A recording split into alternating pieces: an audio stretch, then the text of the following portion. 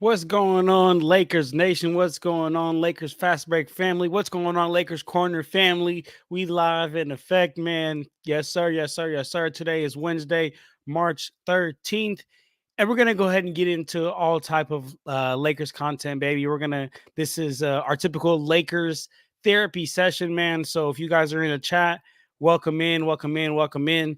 We're gonna get into really any and all Lakers news. Gonna answer your guys's deepest and latest, darkest, or most desirable Lakers questions, man. We're gonna get into all that. So come in to the Lakers corner, come chill with us, and let's go ahead and get into some Lakers content. I do got a guest that's going to be coming through in a little bit. I did send him the link.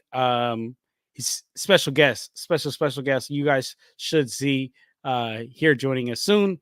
But anyway, you guys, what's good for those of y'all that do not know me? My name is John. I am host of two channels. Host of Clutch Talk, as you see right here, NBA talk show, bringing you all type of Lakers content 2 times per week. Also host of Lakers Corner, which is a YouTube channel that's bringing you strictly all type of Lakers content. And I do come on here and hop on Lakers Fast Break post game show sometimes. I will be on here tonight against the Kings game. And our goat mentator Gerald, he gave me the liberty to do some live streams during the week. And we're gonna go ahead and get into some of these live streams. And my guest is here. So let me welcome my guest in. My brother, how you doing? Good, bro. How are you? I'm doing good, doing good. Happy to have you here Yes. with the Lakers Fast Break live stream, man. For those of y'all that can't tell, I right away off rip. This is my biological brother. Brother, we're So weird, brother. real brother. So Junior, happy to have you. Junior's a big time Lakers fan. As a matter of fact, like he's like 4 years older than me. So for some context out there, because I know everybody in the Fast Break family, y'all call me young, comparatively to Joe and Gerald. So all my hoop knowledge come from him because he been watching hoop before me. So give it up for my brother Junior. What's good? What's good? Man, I appreciate it. No, you're far too kind. Like definitely just from you being on Earth earlier is when I started watching basketball. But man, I know John, if you want to hear somebody that's a true professional, true dedicated to the sport of basketball, that's my man John right there. He's running Clutch Talk, running Lakers Quarter, now on Lakers Fast Break as well, man. That's that you want Lakers coverage, there's your guy right there. Yep, come check us out, man. Come check us out. But Junior, let's go ahead and get into it, man. Again, anybody that's out there in the chat, anybody that's out there watching live, go ahead, throw any of y'all questions in the chat. Me and Junior will get into it as we can. But let me go ahead and start it up. And if nobody has nothing in the chat with Junior, I guess since this is your first time being on here, being on Lakers Fast Break, what is I guess your perspective of how so far this Lakers season has been as of late. I don't know if you want to talk about some Lakers news that we saw as of late, or this next game that we got here coming up later tonight against the Kings. And what's going on, Daniel? Big, huge game tonight.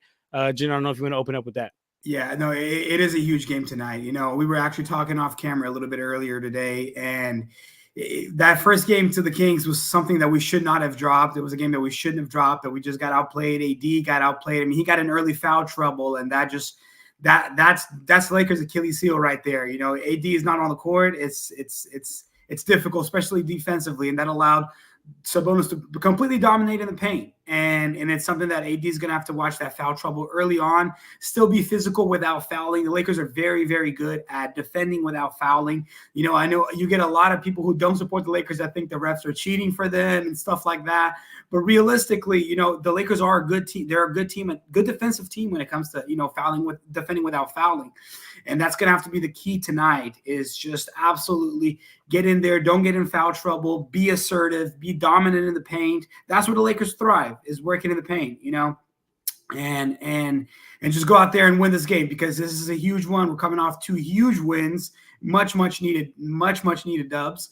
And we got to keep it pushing now, because, teams that were playing the Kings and then the Warriors on Saturday, that's direct seeding. That's direct seeding right there that we're fighting one-on-one for. So we absolutely need to win these games. They're not just a win in our record. It's a loss for the teams that we're competing directly against as well. So it's a game that's basically worth double. So absolutely need to win these games.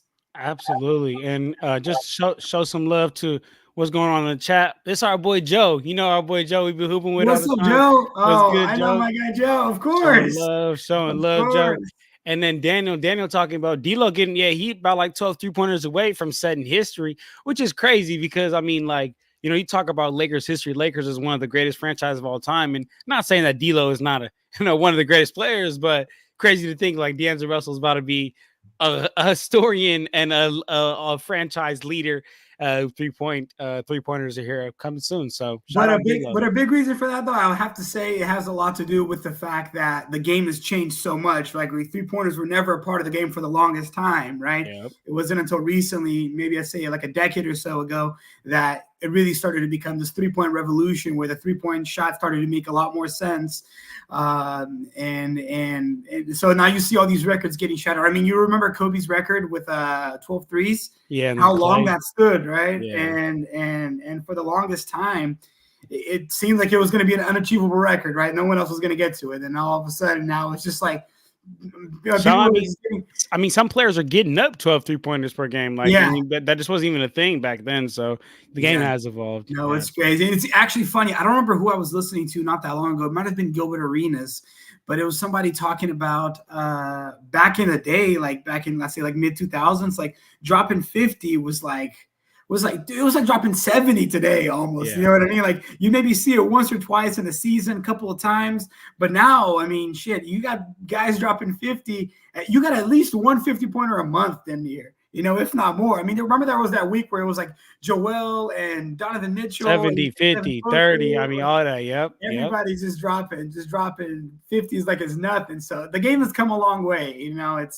It's really the league is the most competitive and clearly the best it's ever been so far.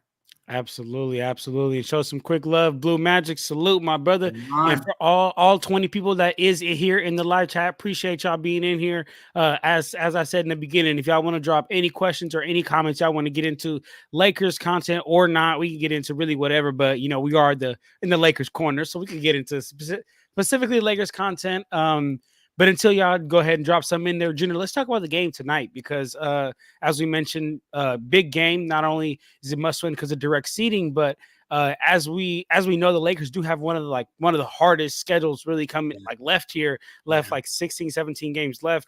And I mean, if you look at it, I think that the Kings, it's a winnable game. Like, yes, they're higher seeding than us, but we know that our best player that we run through is Anthony Davis, right? And we know that Anthony Davis is struggling against Sabonis, but I think that if you just look at Anthony Davis and Sabonis, and compare them side by side, I think you could every single time say that Anthony Davis is the better on Sundays. Right, exactly, and twice on Sunday, right? So every day you could say that it's Anthony Davis is the better player. So it's like, okay, we need to take advantage of that.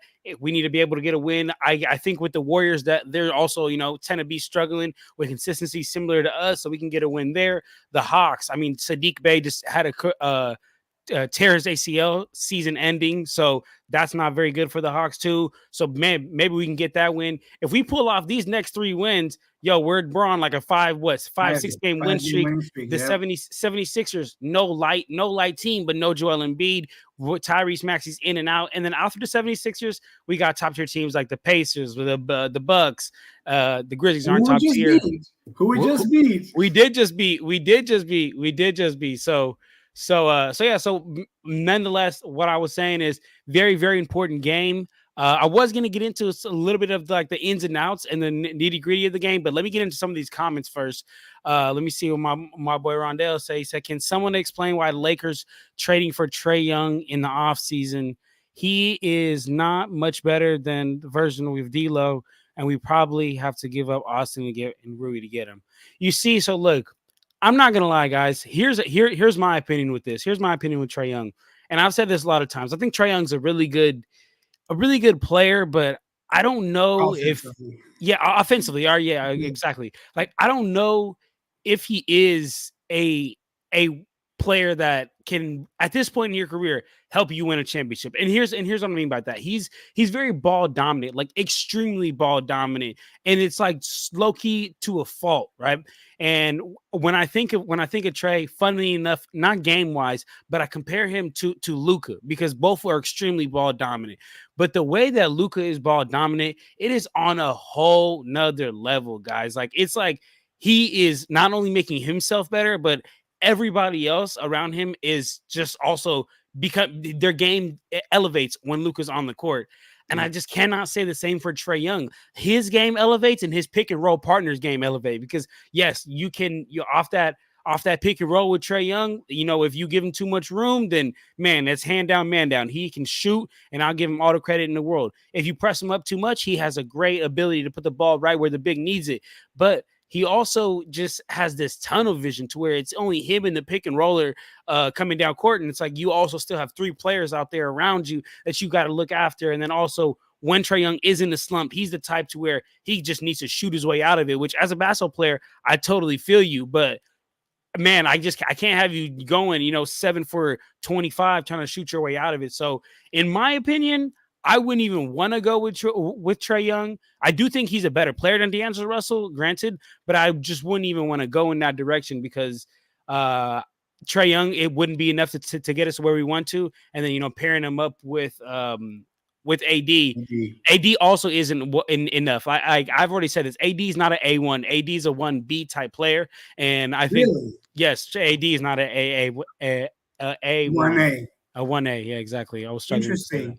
I don't know. I don't know about that. I think he's obviously, being a big, it's kind of tough, right? Like you're not expecting, like if you put Joel Embiid on a team completely by himself, like you really don't expect him to have, the primary ball handler duties, right? So it's tough for a big to really be a 1A in a sense where there's no one else there to play with them. But I do think if you put somebody that is a guard that is not as good as Anthony Davis, and I think Trey Young is definitely an example of that, right? A guard that's not on the same level as a player like AD, that he would still be successful. Like if for example, let's just use Trey Young as an example. If Trey Young were to come to the Lakers, and let's say this is in a post-LeBron era, and AD is there, I think AD would be the 1A, and Trey obviously would be the 1B. Yes, but not enough for us to win a championship. That's what I'm saying. I think it depends on the pieces around the team.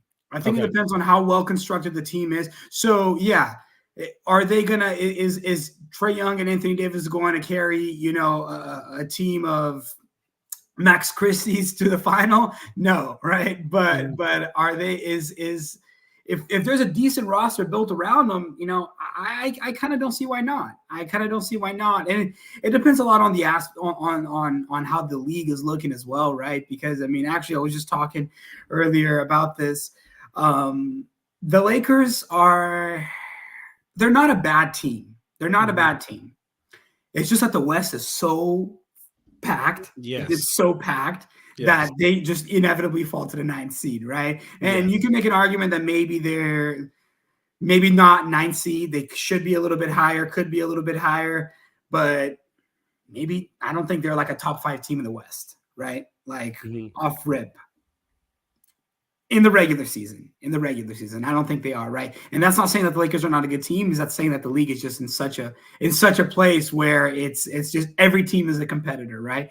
Now, I know you've talked about this a lot and across, just not here on Lakers Fast Break, but on Clutch Talk, on Lakers Corner.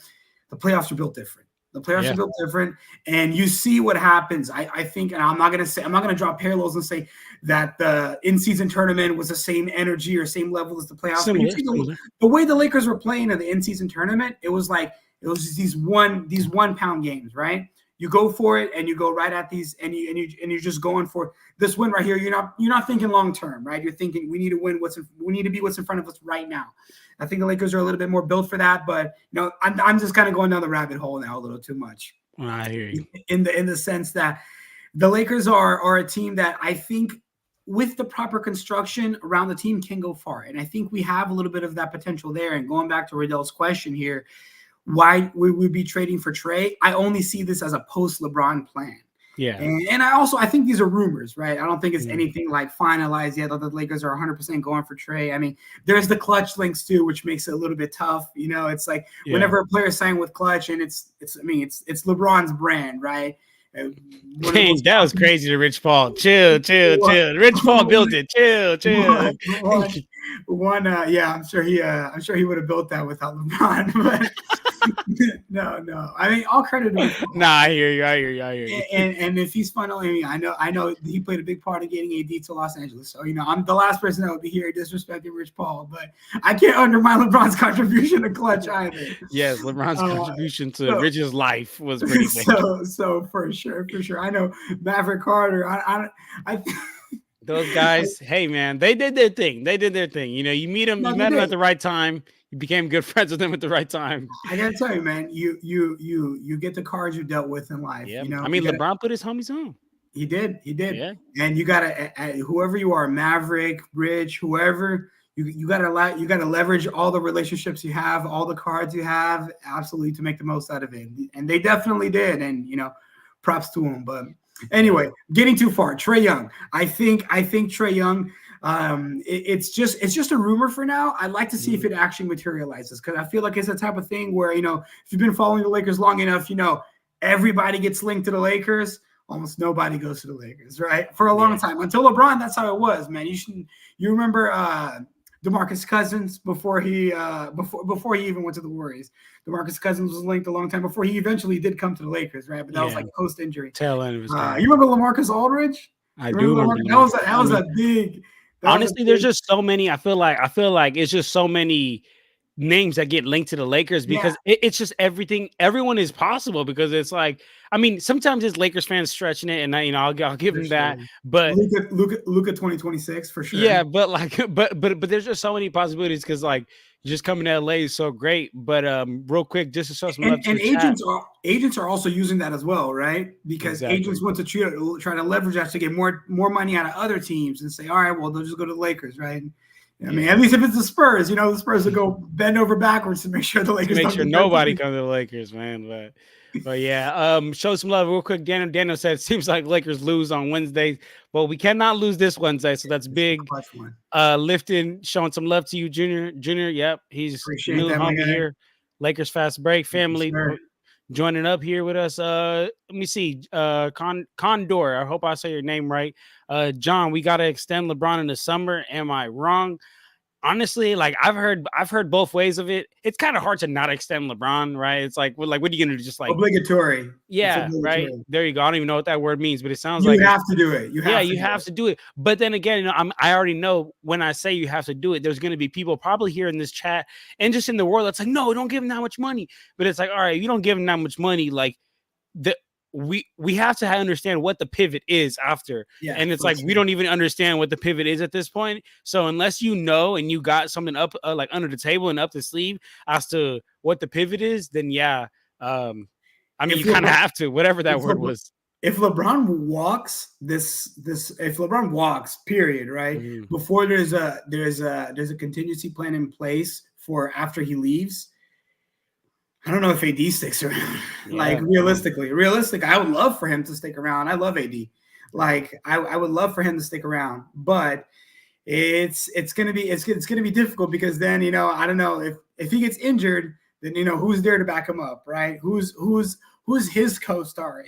It could be D'Lo, but I feel like a player like D'Lo, we need to be getting something a little bit more to be that second star, right? And I feel like D'Lo is a perfect fit as a third star. He could really be I'm using that word star a little bit too lightly.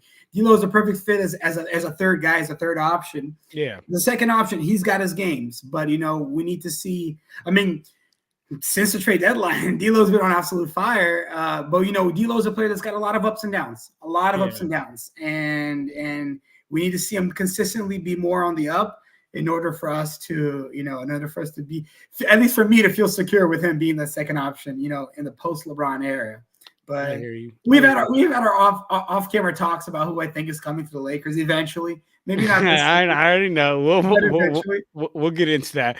Hi Octane. I don't know if I'll be able to make it to the playback, but I will be at the post game show, because usually I watch the Lakers game with my daughter, so we like watch it together. I don't know if y'all want like 3-year-old little girl yelling on the playback mic, but I will be in the post game show if y'all want to get at me. And then I'm Junior. Can you pronounce his name, Junior, here for us? Endorphin. Endorphin. Okay, there we go. I see. I'm not the greatest. Endorphin. I'm not the I might greatest. mess it up, but it's all good. It's all love here, right? Yeah, it's all love here. I'm not the greatest reader, but anyway, he said, "How do you feel about Vincent coming back?" I'm very glad you asked this, and Great for question. anyone that has put anything in the chat, I promise we will get to everybody's chat. Just we a little bit behind. We having great conversations, having a great time. But anyway, how do I feel about Gabe Vincent coming back? So here's how I feel about it. Honestly, I really worry that he may ruin any and all momentum that we have now built, right? Because I hear reports that he's now just getting into some non-contact at practice, and then soon it'll upgrade to contact, and then he'll be able to finally get back in. But I think that bringing him back in, I feel like at this point, we're 60 plus games into the season. We have found some type of groove. It may not be a good groove because we're 36-30 and we're sitting in the 9th seed, but we've found some type of groove. Every team in the league has found some type of groove, whether it be a good groove or a bad groove or a medium groove. And I think that we're right there in that medium groove. And I think that bringing in Gabe Vincent, I worry that may mess up whatever type of momentum we do have, right? I seen something earlier about DAngelo Russell, and he was talking about his he made some comments about Dennis Schroeder and Darvin Ham, and he was talking about how he couldn't really have a relationship with Darvin Ham last year because Dennis was there. But now that Dennis is gone, he's feel like he's able to have a relationship with them. And as you see, DeAngelo Russell been playing a lot better this year than he has last year. And it kind of got me thinking, and something that I've said a lot is like DeAngelo Russell is a real rhythm type player. He's a real I need to feel accepted. I need to feel embraced. I need to know what my role is.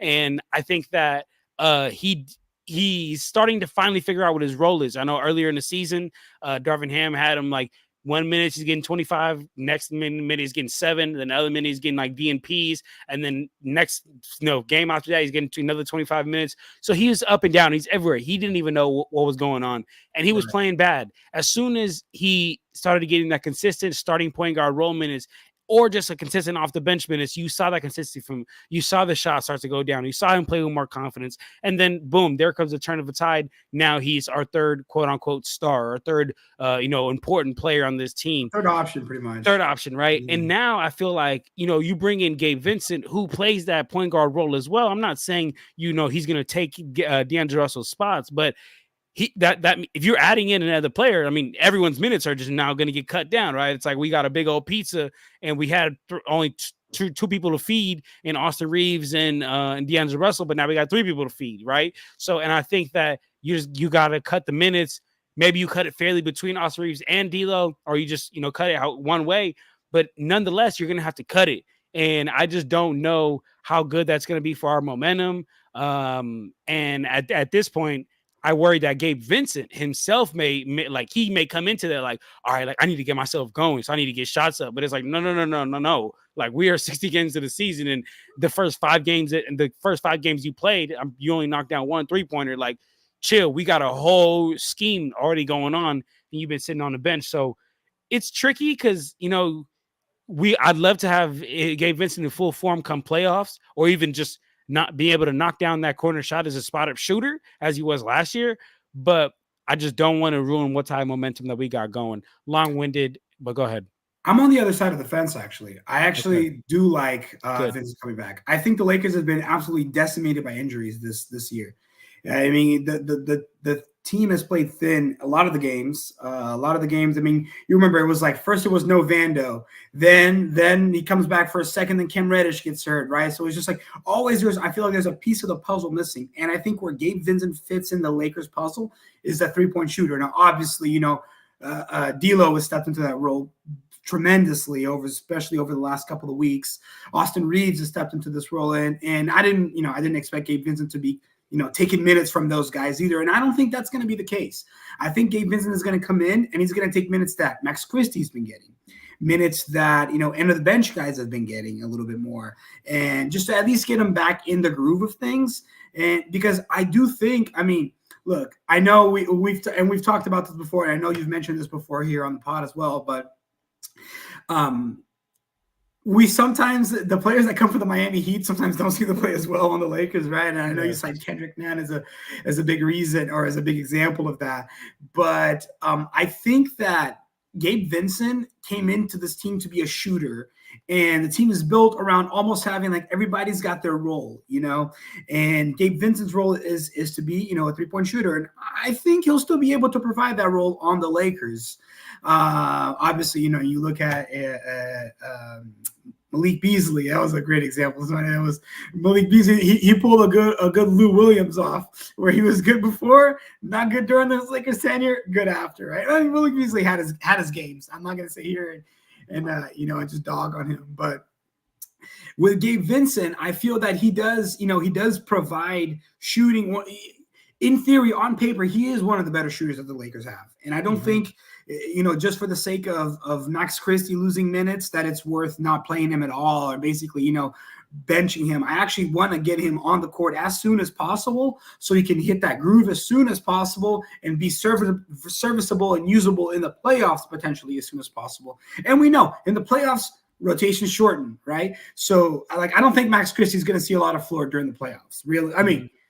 In theory, he should, and we've seen Darvin Ham surprise us with other things, right? But in theory, he shouldn't see a lot of floor in the playoffs because the rotations get so much shorter, and there's guys ahead of him that should be seeing more time, right? And maybe Gabe Vincent falls into that. But potentially, he doesn't, and he becomes somebody that could come off the bench and give you, I don't know, three threes, 4 threes. He gives you 12 points off the bench, that's not unheard of. And if you can do that role, that helps the Lakers out a lot. It's kind of like Lonnie Walker. Remember, there was a game Lonnie Walker single-handedly won last season for us in the playoffs against the Warriors. Cooking Lonnie Walker, game 4, right? Yes, so I think Gabe Vincent's got the potential to do something like that for the Lakers as well, right? But obviously, with the addition of Dinwiddie, it makes it a little bit more tricky. There's more minutes to compete for, right? Yeah. But regardless, like I said, I think the minutes that Max Christie is getting, they could easily go to Gabe Vincent, and then you don't even have to chop a lot of guys' minutes off. I don't think any of the starters should be losing minutes to Gabe Vincent. Not Anthony Davis. Obviously not Anthony Davis.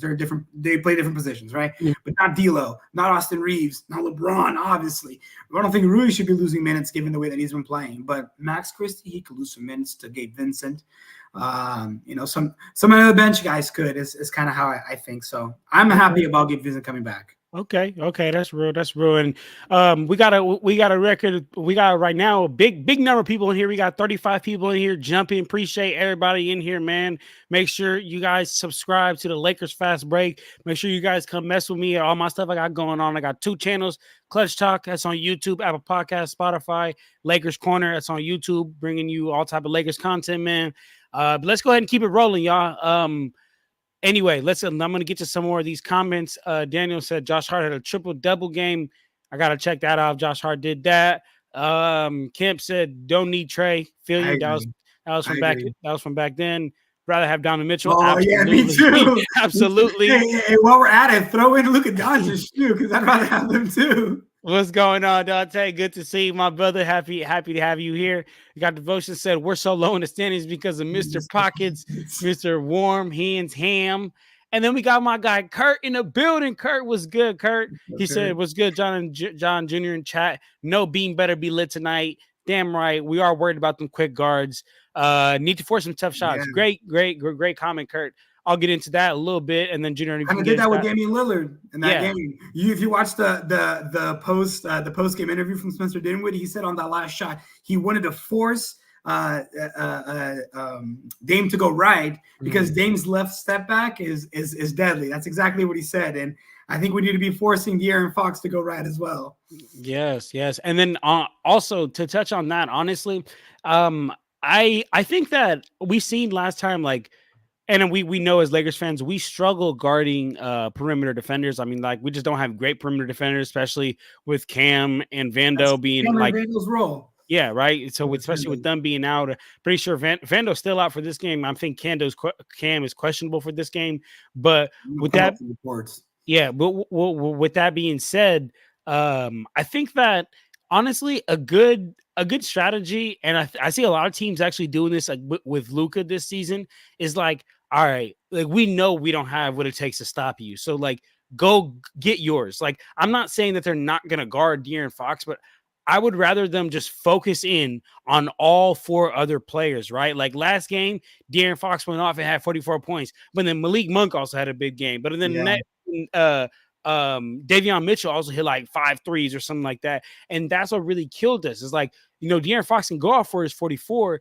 And I think a good strategy for us would be like, all right, we know we're not gonna stop De'Aaron Fox. Like we know he's gonna put it on us whether we trying or not trying. So Unfortunately. how about we, kind of like, I'm not saying let him score, but if he's got a free range to the hoop, all right, go ahead. You're gonna have to make this tough bucket over AD at the hoop, but I'm gonna make sure you don't kick it out to nobody else. I'm gonna make sure everybody else is in their position, because at this point, honestly, we just gotta, come to terms. We don't have those primary defenders to stop Vando like how we did to be able to stop Tyrese in the in-season tournament, right? So what we got to do is play to our advantage. So if that's the case, let's let Darren get his, and let's just really, lock down the other guys. I think that's a good defensive strategy coming into tonight. I don't know how you feel.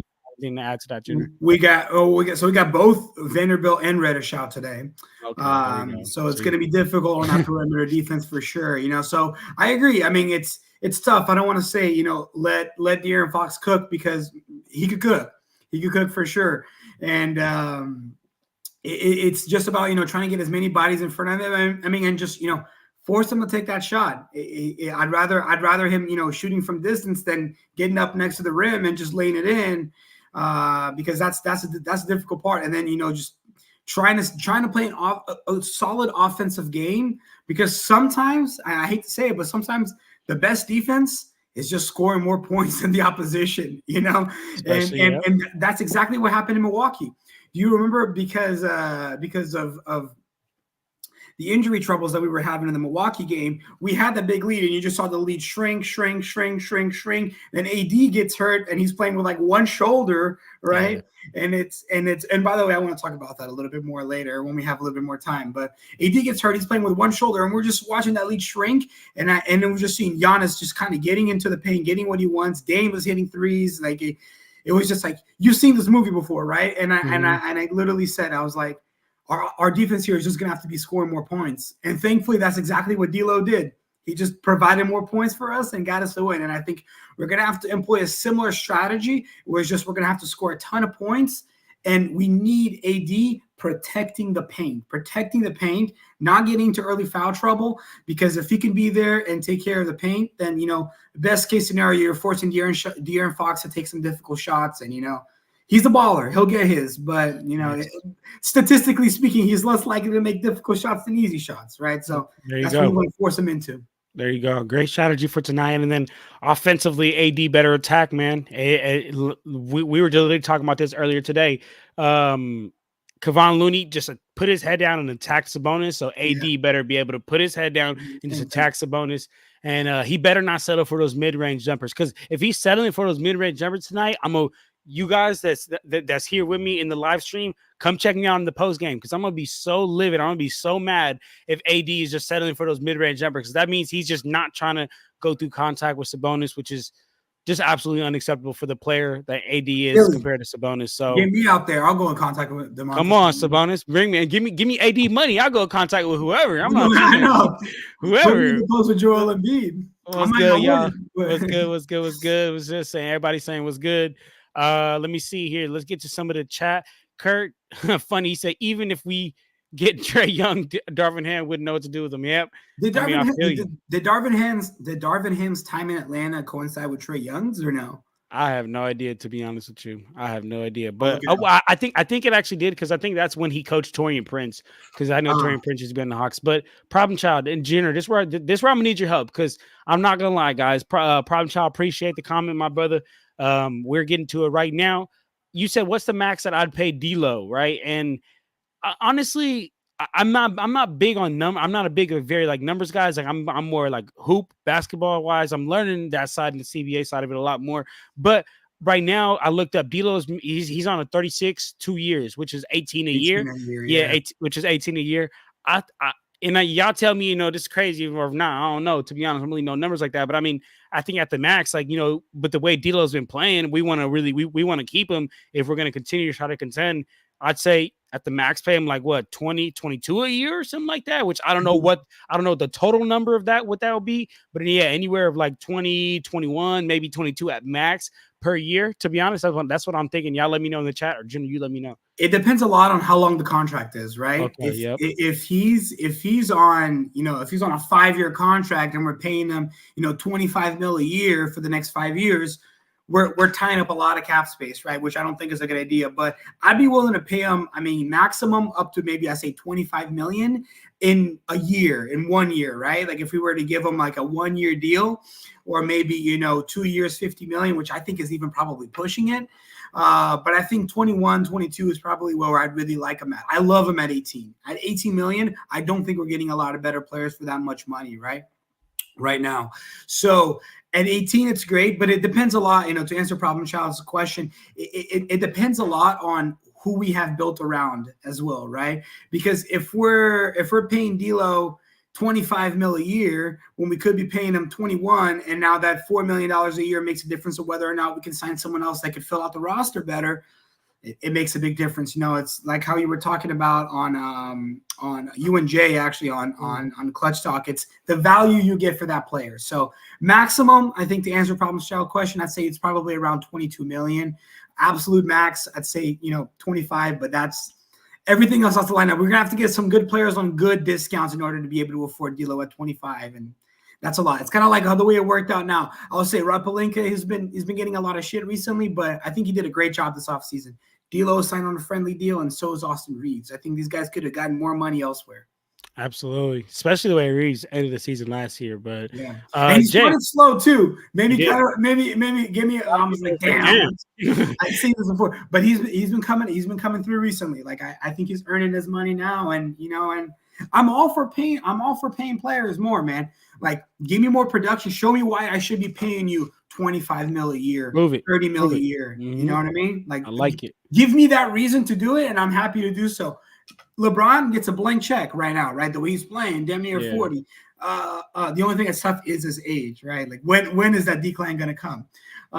Anthony Davis, when he brings it, it's like you always say, he has it to bring it, and sometimes he doesn't, and it's frustrating. But when he brings it, he also is a blank check type of guy. Yep. Jay, I feel you. His hands are still in his pocket. I'm right there with you, Jay. Let's see. Heavy duty. Johnny, you bringing back Ham next season? I hope not. But unfortunately, I do think he is coming back because I think he's Rob and Jeannie's shield. So that they don't get in trouble by the media, so they don't get ridiculed. Darvin Ham will get ridiculed. So he's great comment. Yeah, he's a scapegoat. Great comment. But I don't think that that we should bring him back. Kurt, we need to hypnotize Gabe to the innings in Miami. Agreed. There's enough clubs in LA to do that. Let's see. D'Lo had a good game against the Bucks. Now you guys want to keep him. The Bucks are, I think you meant to say mid. They are day 2 the Lakers without LeBron.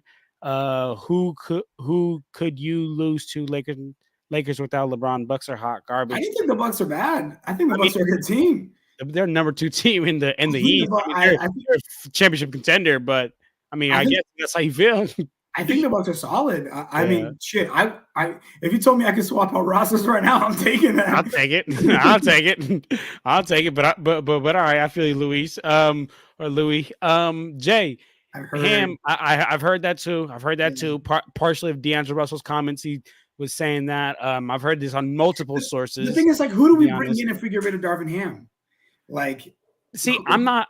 Like that's the like my job isn't to find coaches, but I do think that there is coaches out there, and and I've said this a couple of streams ago. I know Mark Jackson's like getting put in the box by the NBA for his religion beliefs or whatever.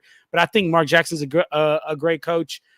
Some of y'all, if y'all know some great coaches, like go ahead throw them up in the chat. But I constantly think about Monty Williams. Monty Williams is the guy I wanted before the Lakers signed Frank Vogel. Mm-hmm. And how long is he going to last in Detroit, right? They suck.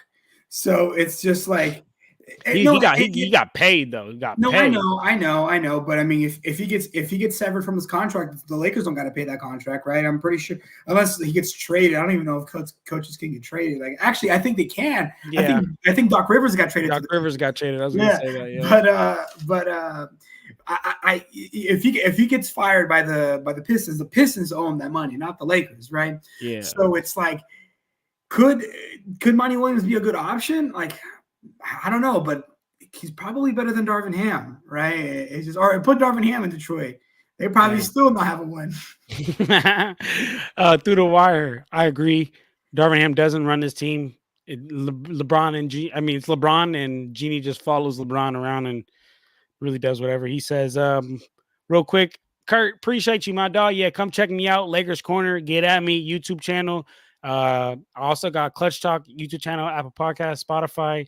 Jay, appreciate you showing some love. Let me see. Wolves are the other night were, what is that word? Decimated with injuries. With injuries. No, by no means, Louis. I don't think we think that the Lakers are, title contenders or anything like that. Like, I think it was a great win, a win that the Lakers needed. So it's like, if that's how we came across, that's not our intention. Our intention is just to say it was a win that the Lakers desperately needed. You play who's in front of you, Louis. You gotta play who's in front of you. Who's in front of you. Yeah, that's for it. Sure. I mean, it was a win that the Lakers needed and they got. And that makes me happy. Joe, what's up, Joe? Joe, what's the deal? Joe said, "What the hell is this?" Joe, this is me and my brother. We live, man. We live, Joe. We having a great time talking some Lakers stuff, Lakers content. Joe, Jay said, "We found your replacement, Joe. Come on, Joe. We could never replace you. We just got my brother here. We just talking some hoops here, but we still gonna see you later tonight on the post game and nightcap, Joe." Let's see. Yep, Rondell said it. A win is a win at Louis. A win is a win, baby. Let me see. Everyone counts the same. Whether you beat the Clippers, whether you beat the Pistons, or whether you beat the Celtics. Yeah, I mean, the Clippers pretty good. Yeah, right. Exactly. All right, let's see what we got going on here. Gabe should get Reddish's minutes. Reddish is toast, man. Toast. I like him, Reddish. I like him on some defense. I like defensively, right? Yeah, there's definitely some times where I get frustrated with Cam Reddish, but I don't disagree though. I think like Cam Reddish is exactly the type of player that would lose some minutes to Gabe Vincent. I don't think he should lose all his minutes to Gabe Vincent. I think it's all about fit too, right? Like what kind of team? If we're playing the Celtics, I think Cam Reddish needs to be getting a lot of minutes, right? Because we really need that perimeter defense against those guys. But Rondell saying it's disruptive to the team. Inconsistent. Yeah, there's a couple of players that are inconsistent with this team, but it's the defensive aspect for Cam Reddish. Same thing for Jerry Vanderbilt. You remember we were praising his name up and down last season near the playoffs, right? And he was giving us 3, 4, 5 points a game, but it wasn't for his offensive output. It's for his defensive output that we really needed him there. Yeah, exactly. I think to the in-season tournament, that's when his defensive paralysis really showing up big, going up against Tyrese Halliburton. Deep Purple said, "John and Junior, when are you taking shots with Joe for the nightcap?" Junior, Joe be coming on here for the nightcap after the post game, and sometimes people give him they do little donations, and they be like last time I was on here, they gave him $50 for 3 shots in 90 seconds, and he just downed him. Yeah, Joe's a monster, man. Joe's a champ, man. I definitely can't. And then Joe said, "Look," he said, "John weighs the same as my right leg. I doubt he can hang." Joe, I could definitely not hang with the drinking. So that's all you, brother. That is all you. Danny from LA. Yes, this is a great poster. As a matter of fact, the other brother on the screen right there got it for me. So appreciate you, Junior. Of course. A great poster. I got that Kobe hat on today too. Always repping. always repping. Let's see. JY Hen said, "Is he too quick to get physical with? It seems like he's never on the ground when he plays Lakers." Are you talking about Anthony Davis, or who are you talking about here? Let us know. Yeah, Johnny, you crazy. Hire someone who doesn't put their hands in their pocket. I think that's great. Or just hire someone. A new requirement moving forward for coaches. Just I think they should do a requirement can you run an offense? Prior to you signing this check, are you able to run an offense? So let's see. Jay said, "Do we resign LeBron or no?" We got into that earlier. I think you kind of have to, right? Unless you know the direction you're going. Unless you have some, like I said, under the table, you're like, all right, cool. post LeBron era, here's what we got. But unless you got something going on, the way he's playing, It's got a what's lot. that word you used? Oh, it's obligatory. Like we Obligatory. absolutely have to. Yeah, and but you know what the thing is too? It depends a lot on LeBron James Jr., right? Like, where is he going? Because I've been saying, dude, I've been saying this since LeBron was. I'm pretty sure it was his first stint with the no, with the Heat rather. That when Bronny comes into the league, LeBron's going to go wherever Bronny goes. I still believe that's going to happen. Me too. I still believe that's going to happen. Wherever Bronny goes, LeBron's going to go. And there's 29 other teams, right? So he may not end up on the Lakers. And what I don't want, the only thing I don't want for the Lakers to do, and it's very possible, is LeBron to walk for nothing. LeBron to walk for nothing. I either need some sort of contingency plan in place or fuck, man, do a sign and trade if we have to. You remember Kevin Durant? When Kevin Durant left the Warriors, they did a sign and trade with the Brooklyn Nets that eventually got him D'Lo, which eventually got him Andrew Wiggins, which eventually got him another title, right? Durant could have walked for nothing. Instead, he helped him out a ton with that sign and trade, right? Like, if it really came to it, I mean, I would love to keep LeBron. I would really like for LeBron to even retire as a Laker. I'll really say that. I would be 100% on board with that.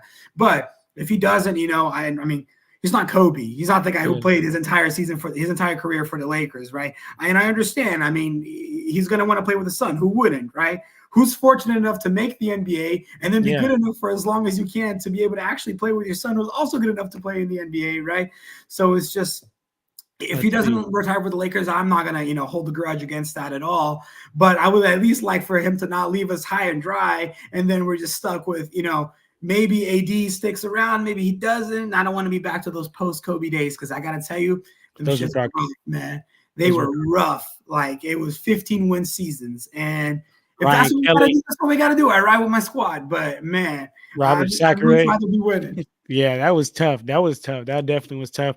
Real quick, Adam, who's the guest? This is my brother, Junior, my homie. So that's what we got here tonight. Dante, he said, John, are you in LA going to any games? I actually do. I actually live in the Bay Area. My brother, he live dang, my fault, y'all. He live over there closer to LA. Junior, he stay in like one of them surrounding cities. And he be going to LA games sometimes. So maybe I'll, link up my brother. I'm trying to go down there to go to a game, but it just be so damn expensive to get to these Lakers games. We'll be there. I was at the I've been to a handful of games, but I was the probably one of the better games I've been to recently was that game 4 against the Grizzlies. Oh my goodness. In the playoffs last season, overtime win, LeBron clutch, Anthony Davis clutch, heroics. It was probably the craziest basketball game that I've ever been to live. It was absolutely insane. Harassing Dylan Brooks. Absolutely harassing that man. I was violating that man from the stand. but it was a ton. It was a ton of fun, man. Yeah, definitely looking forward to it again. I think the good thing is the Lakers will at least be in the play-in, because I don't think the Jazz are catching the 10th seed. But it's definitely something I'm looking forward to this year, hopefully. Yeah. Adam said I thought LeBron was going to retire at 40. Looks 42. Maybe we'll see. He's pulling that Tom Brady. He's going to play until he's 45. That's crazy, honestly. That really is crazy. That would never happen back in the day, by the way. We've come a long way for that to happen. Come a long, long way. LeBron is a pioneer to that. So we are all caught up on all the comments. So again, y'all want to keep up with y'all want to put any comments on here, y'all let me know. We can get into any of that. I guess let me ask you about what's a favorable matchup you want for the playoffs? Like who are you looking for come playoffs? Oklahoma on the off jump, dude. We have their number. And from the games, obviously, we played regular season. Perfect transition right here. Perfect. Go ahead. Oklahoma is who I'd like. I'll tell you, to be honest, I think we could beat Oklahoma. I think it'd be tougher, but I think we could beat Minnesota. I'll tell you, and I hate to say it, but I've got to be realistic. I'm not going to say, the Lakers are going to absolutely swipe the West. But Denver and the Clippers, I think, would be tough matchups for the Lakers. I think everything else is serviceable. I'm not going to say they're favorites, but they're winnable matchups. I think it's going to be a really, really tough battle matchup-wise for the Lakers to beat those two teams. But if I could choose anybody, it would be Oklahoma. I mean, obviously, out of the top 4, right? I mean, assuming we don't, somehow make, I don't think we're cracking the top 4. So best case would be 5th place, which means playing the 4th seed Clippers. So Oklahoma and Minnesota are the 2 teams out of the top 4 that I'd like to see. Yeah, Oklahoma being number one. How about you? I'm right there with you. I also want to face Oklahoma more than Young team anybody. too. Yeah, you said what? Young team. Yeah, A lot of it's experience. Playoffs is different. exactly right. That's why I keep harping on playoffs is different, and because our best player and our number one way that our team is going to be successful is through Anthony Davis. Yeah. And Anthony Davis, I think, can just not that Chet isn't good, but he can feast on Chet, take Yeah. advantage of the Size little mismatch. LBs Yeah. that Chet got, and also the inexperience that Chet got, and he can Yeah. take advantage of that. And he could also take advantage of the Minnesota Timberwolves, but the only thing is that they just have Naz Reid, Rudy Gobert, Karl Anthony Towns, just so many different looks to send at him. And when you put Rudy Gobert on him as a primary, I mean, you could put Karl Anthony Towns on him as a primary defender, and If then he's leave. even back. Yeah, right. But that's the thing. Like, even if he doesn't come back, you can still put Naz Reid on him as a primary defender and let Rudy Gobert like roam in that secondary defender, and then it makes it hard because it's not like for the Nuggets, right? When I think of the Nuggets all the time, and if you have a chance to watch the Nuggets, everybody out there, like, go watch the Nuggets and watch how like the second that Jokic gets the ball when he has a mismatch, which is like a lot of the league, because Jokic is a big like kind of I don't want to say fat, but like he just like he's a large dude for sure. He's a large, difficult guy to move. He's a difficult guy to move. So when he moves you, like he puts that shoulder in your chest, you're gonna move, right? So what happens then? That forces your teammate on the other team to come double. And when he comes double, all of a sudden you get Aaron Gordon cutting backdoor, and then you just got Jokic throwing that backdoor pass. We don't cut very good backdoor. We don't have damn near any motion backdoor. It's just like usually a 5-out offense, and it's a pick and roll, and it's just like, all right, like let's just try to get something. And I blame that on Darvin Ham because we have no motion, off ball cuts and whatnot. So I say all that to say that, AD can just take that one-on-one matchup with Chet versus with Minnesota Timberwolves. It requires us to play a lot more team ball, which I just haven't seen us do so far this season, to be honest. To be honest, man, Denver, I just don't want to see. I just don't want to see. Bro. Like, look, you just got to admit when a team is better than you. Like, Denver, they're just better than us. And that's why I have no qualms about last year's playoffs. Like, obviously, it sucks to get swept. Yeah. And that was the craziest thing, because I'm pretty sure every game was like less than 10 points. Getting swept is crazy. And what pisses me off, too, is the fact that, like, players on the Minnesota Timberwolves are going around doing podcasts and saying, like, oh, our hardest matchup was the first round. Like, all right, chill. But anyway, sorry to cut you off. Go ahead. No, I was saying that, like, Denver would be a tough team to beat. Don't let the standings fool anybody. Like, Denver's the best team in the West. They can finish 4th seed. They're the best team in the West, right? For sure. And the Clippers, like, a little bit harder, but I think we get a game or two out of them. Getting 4 is going to be a little bit tougher. Minnesota, the Clippers are just a better team than us too. I ain't gonna lie. Minnesota, yeah. Unfortunately, as much as I hate to say it, yeah. But Minnesota, it's that's a 6-game series either way, but probably even 7. Oklahoma, I like that matchup. And then, but that's the thing. It's just like you get to the playoffs, and it's like we were talking about earlier. Rotation shorten, and depth doesn't matter so much. And the other thing too, I mean, sorry, I'm not gonna say depth doesn't matter, but with shorter rotations, you're not relying on as many number of players. But obviously, if injuries come up, obviously you need depth. So I don't want that to be taken out of context. But the thing about the Thunder in specific is the whistle gets swallowed a lot more in the playoffs. And Shai Gilgeous-Alexander is a player that benefits a lot from driving and getting foul calls, right? Not that I'm not saying he's a foul merchant and he only scores because he gets calls.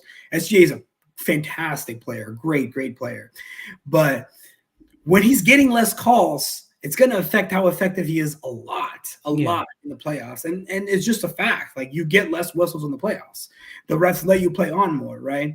So I'm curious how that's going to affect SGA's game, or how he adapts to it, right? It's almost an unknown there that I'd like to see a little bit more of, and I think some of the Lakers can take advantage of, especially a team like the Lakers that, like we were talking about, specializes in playing defense without fouling.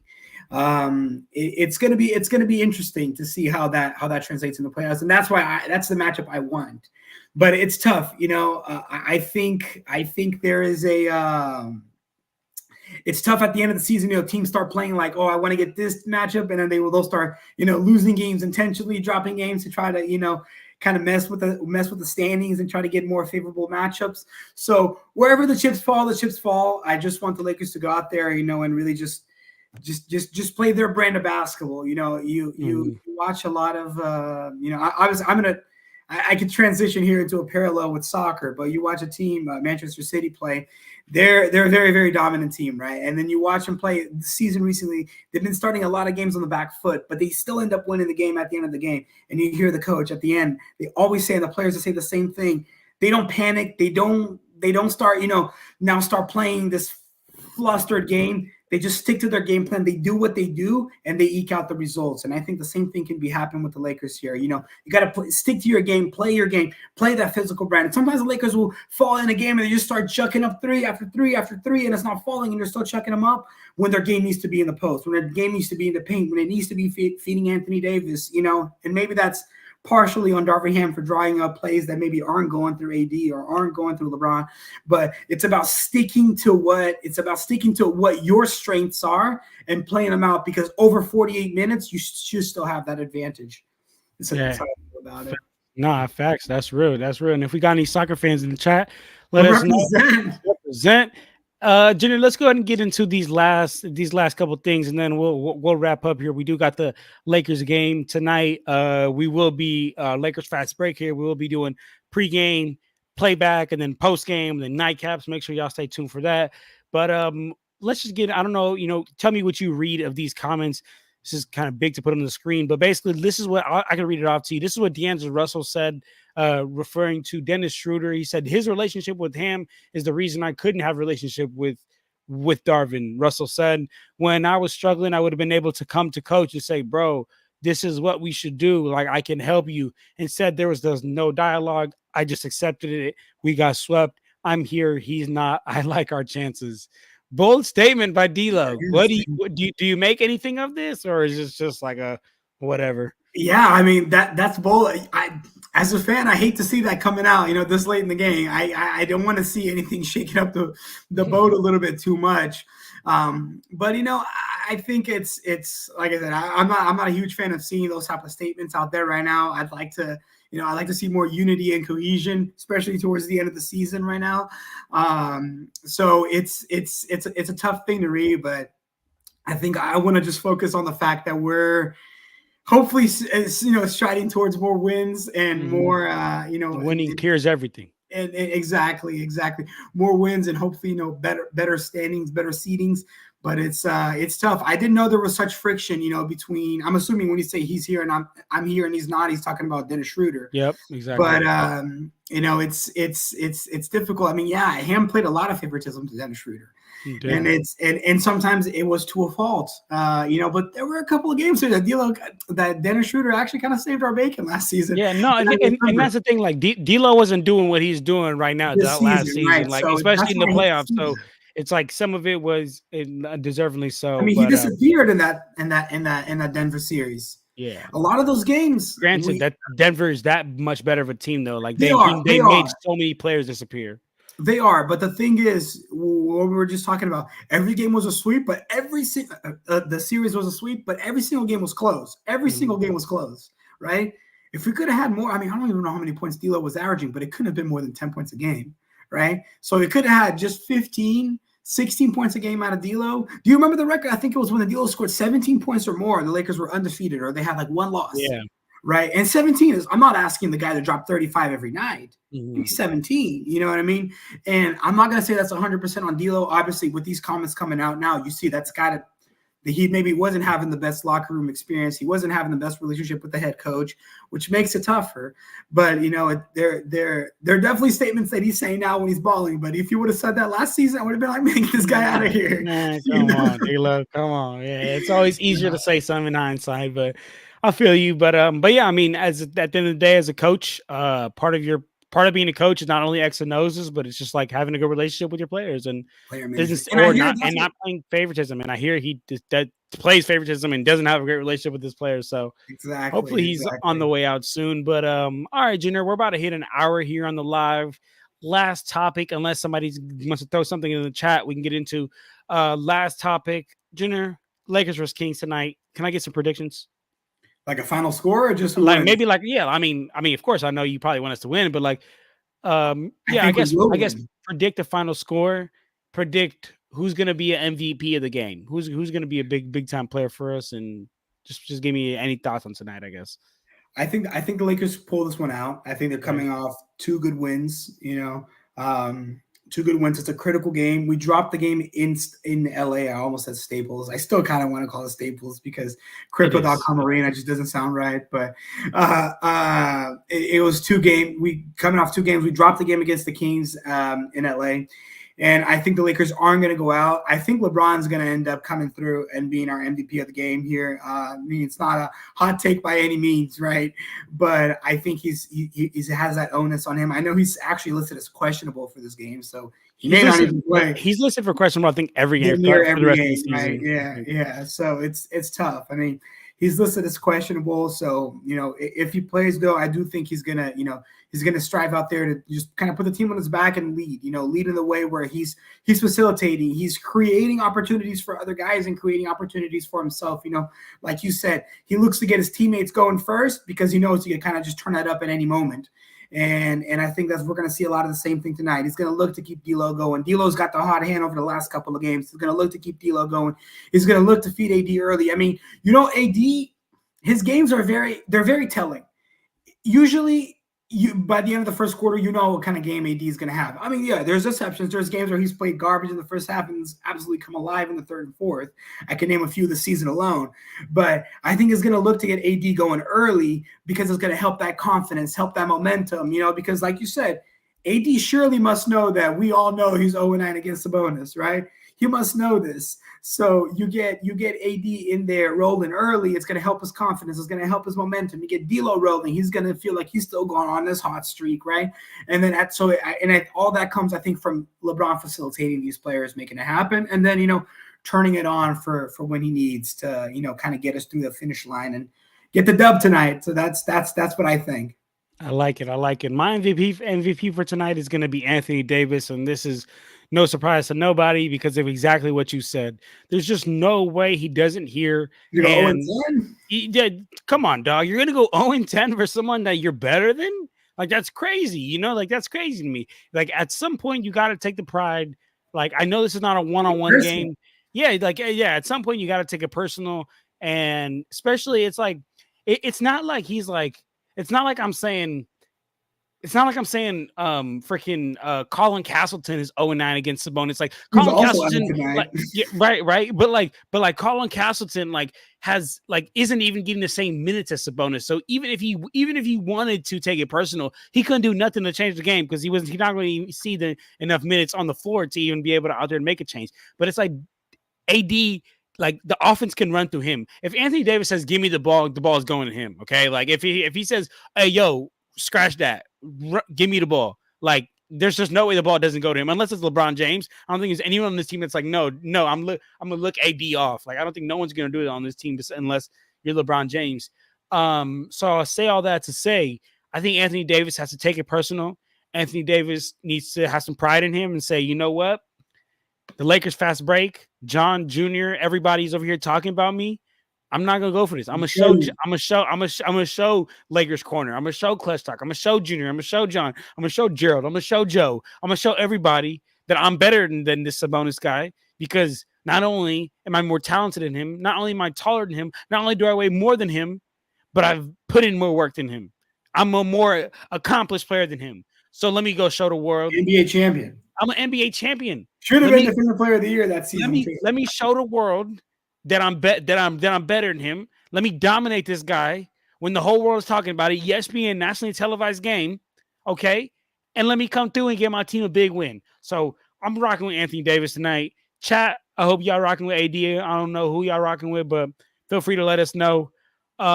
This was a great stream, Junior. Thank you for tuning in. Thank you for coming in here, rocking with us. You have any last things you want to say before we skedaddle?